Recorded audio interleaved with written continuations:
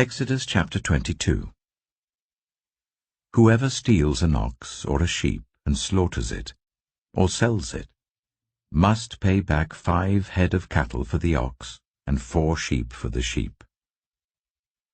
If a thief is caught breaking in at night and is struck a fatal blow, the defender is not guilty of bloodshed. But if it happens after sunrise, the defender is guilty of bloodshed. Anyone who steals must certainly make restitution. But if they have nothing, they must be sold to pay for their theft. If the stolen animal is found alive in their possession, whether ox or donkey or sheep, they must pay back double. If anyone grazes their livestock in a field or vineyard, and lets them stray and they graze in someone else's field, the offender must make restitution from the best of their own field or vineyard.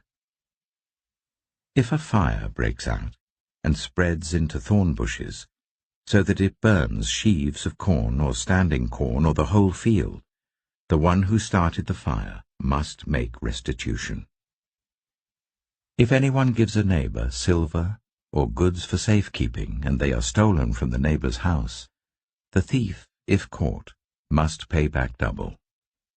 But if the thief is not found, the owner of the house must appear before the judges, and they must determine whether the owner of the house has laid hands on the other person's property.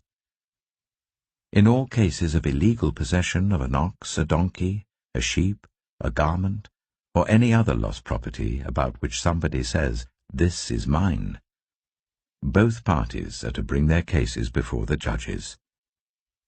The one whom the judges declare guilty must pay back double to the other.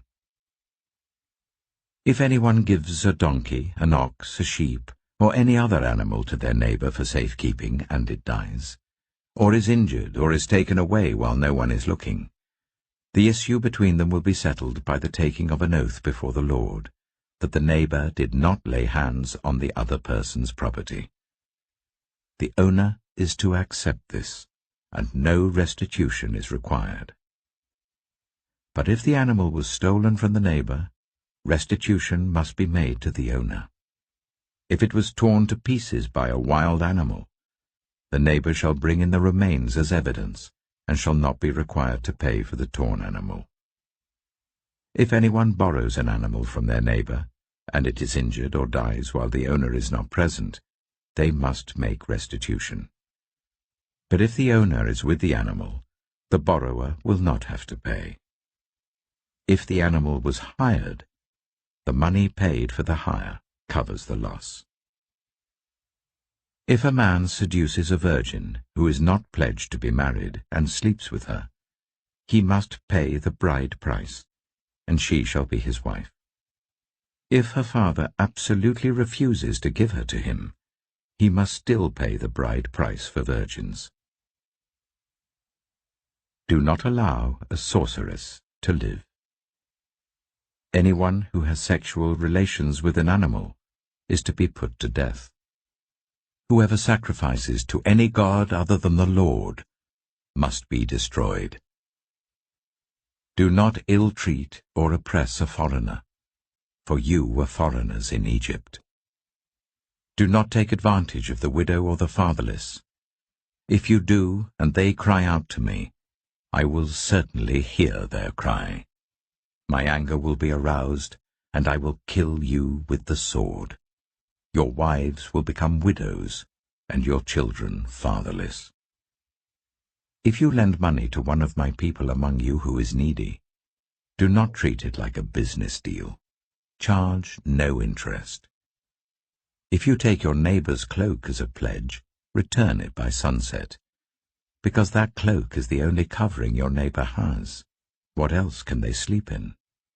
When they cry out to me, I will hear, for I am compassionate. Do not blaspheme God or curse the ruler of your people. Do not hold back offerings from your granaries or your vats. You must give me the firstborn of your sons. Do the same with your cattle and your sheep. Let them stay with their mothers for 7 days, but give them to me on the 8th day. You are to be my holy people. So do not eat the meat of an animal torn by wild beasts. Throw it to the dogs.